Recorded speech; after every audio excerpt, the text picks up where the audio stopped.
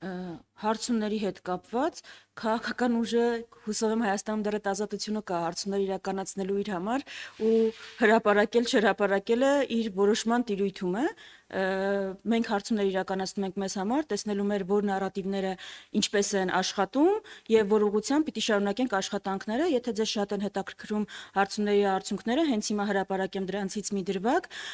ըստ հարցումների ոչ միայն մեր իրականացած բայց նաեւ մեր իրականացրած Նիկոլ Փաշինյանը ոչ միայն չի կարողանում ձևավորել մեծամասնություն, այլ նաև ընդդիմադիր ուժերը այս պահին հանրագումարում ունեն ավելի շատ արդյունք, ունեն ավելի շատ ձայներ, քան Նիկոլ Փաշինյանը։ Կոնկրետ արդյունք հրապարակեցի։ Ինչ վերաբերում է երկրորդ հարցին, որը քննադատությանը շատ խորհրդանշական է, որ Civic-ը նա այս հարցը ուղղում, դրան էլ շատ ուղիղ պատասխանեմ, մենք ի տարբերություն իշխող ուժի շատ տոլերանտ ենք ցանկացած քննադատության, քննարկման ու բազմակարծության համար ու որևէ խնդիր չենք տեսնում դրա մեջ, որ երբ նպատակահարմար ենք համարում, պատասխանում ենք դրան, առանց մարդկանց ոչի լանվանելու, առանց մարդկանց պիտակավորումների, առանց ԱԱԾ լցնելու սպառնալիքների, որովհետև իրականում ունենք այդ արժեքները բազմակարծության, ժողովրդավարության ու քննարկումների բնական է ընտրությունների նախաշեմ է տարբեր քաղաքական ուժեր ունեն տարբեր դիրքավորումներ ամեն մեկը փորձում է արդարացնել իր դիրքավորումը մեր իսկ սահուն անցնելով երրորդ հարցին այն ինչ դուք ընթերցեցիք մեջբերումը Իշխան Սաղաթելյանից դա մեր կարող եք համարել մանիֆեստն է դա հնչեցվել է նաև դաշինքի մասին հայտարարման միջոցառմանը պաշտոնապես եթե կան ուժեր ում համար դաշտում լինելու մնալու համար թիրախ պիտի լինեն ընդդիմադիրները, երևի կան այդպիսիները, մեր համար ընդդիմադիրները թիրախ չեն, մենք կարծում ենք դա ուժերի վատնում է այդ ուղղությամբ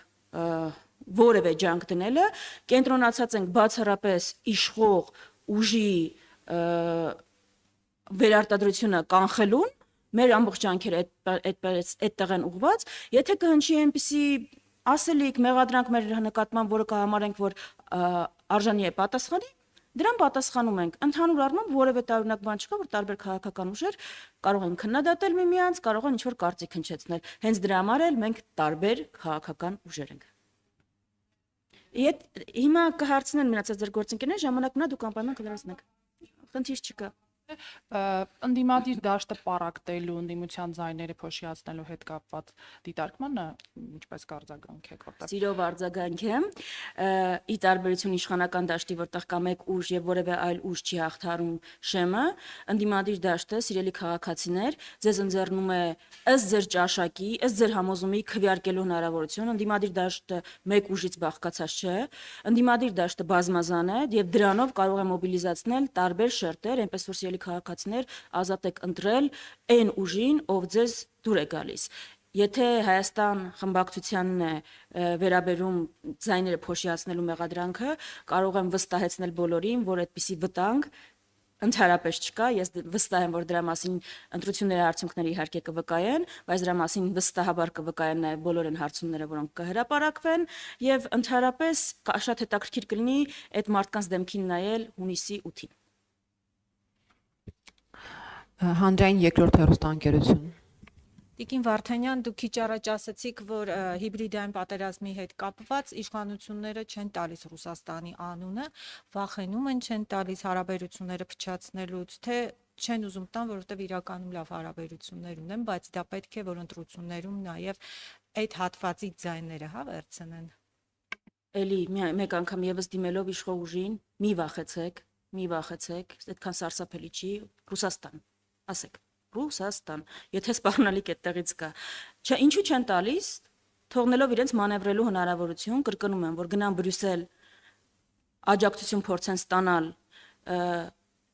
մատնանշելով, որ սպառնալիք կա Ռուսաստանից, գնան Ռուսաստան, աջակցություն փորձեն ստանալ, ասելով, որ չէ, այն հայտարարությունները, որ անում ենք, դա ձեր դեմ ուղղված չի։ Այսինքն, տեսնում ենք, որ որևէ հարցում, սկսած ներքաղաքականից մինչև արտաքին քաղաքականություն, չկա սկզբունքայնություն, չկա հետևողականություն, կա խաբել։ Միայն խաբել, չեն տալիս, որպեսզի չլինի որևէ կոնկրետություն, չեն տալիս, որպեսզի այն եթե ուղիղ մատնանշեն, բնական է, որ դրան պիտի լինի հակազդեցություն։ Այսինքն արձագանք պիտի լինի, հակազդեցությունը սխալ բառ է, արձագանք պիտի լինի։ Հիմա ինչու չեն տալիս, ինձ թվում է իրենց պետք է ուղեք, այստեղ բրիֆինգի են, կարելի է հարցնել,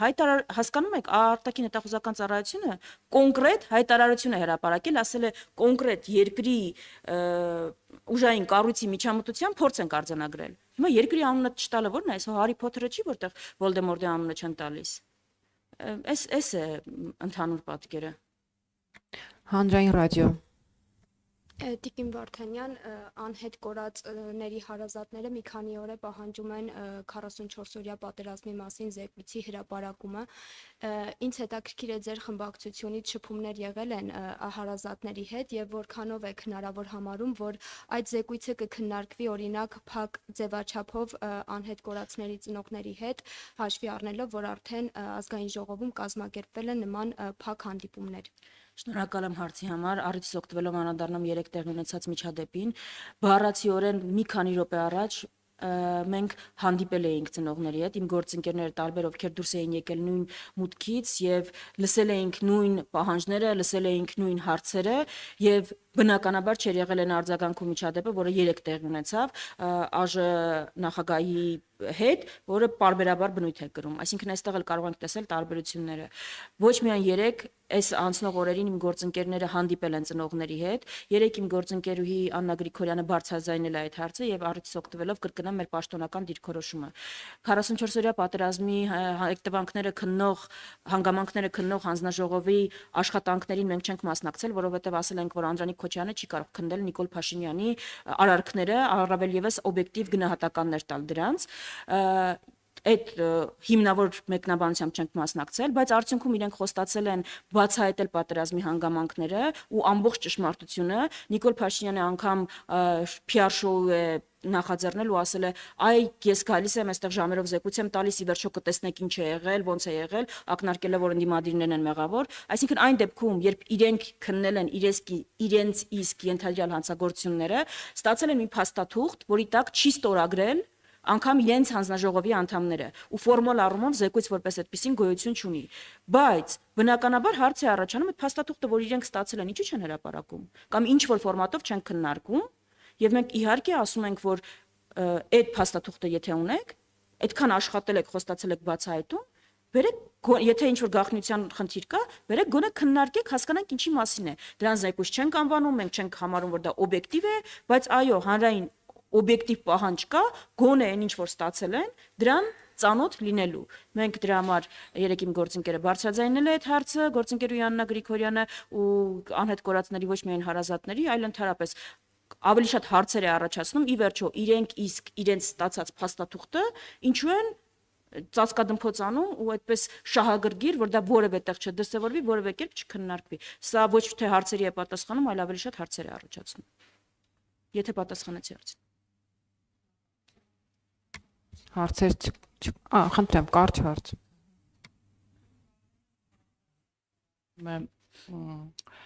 Անդիմադիր բևեռից հնչող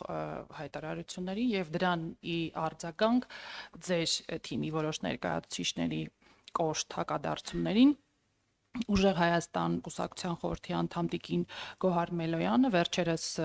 Free News-ի եթերում, եթե չեմ սխալվում, անդրադառնալով խորհրդարանում հնարավոր գործակցության մասին, ընդդիմադիր ուժերի միջև կոալիցիաների ձևավորման թեմային, ասել էր, որ բացառում է Ուժեղ Հայաստանը Ռոբերտ Քոչյանի հետ գործակցություն, այսինքն վարչապետի տեխնացու, եթե առաջադրվի ձեր քաղաքական ուժի լիդերը, նրանք չեն քվեարկի Պարոն Ռոբերտ Քոչյանի օգտին։ Հետո ձեր թիմից շատ կոշտ արձագանքեցին Մելոյանի այդ հայտարարությանը, խնդրում եմ պարզաբանել, եթե Ուժեղ Հայաստանի վարչապետի տեխնացուն լինի Սամվել Կարապետյանը, դուք Հայաստան դաշինքը կքվեարկի նրա օգտին, թե ոչ։ Մի քիչ դեպքերից առաջ անցնենք։ Այս ինտրիգների կանխատեսումը չի դադարում, շնորհակալություն հարցի համար, շատ ուղիղ պատասխան եմ, մենք հայտարարել ենք, հիմա էլ կրկնում եմ հայտարարությունը, մեզնից կախված ամեն ինչ անելու ենք, որպեսզի Հայաստանում լինի իշխանափոխություն։ Հայաստանում պետք է, այո, իշխանության գա մարդը, ով ամենաշատ վստահություն քվեն է ստացել ժողովրդի կողմից, եւ մենք այդ տրամաբանությամբ ենք առաջ շարժվում։ Եթե որևէ ուժ առանց մասնավորեցնելու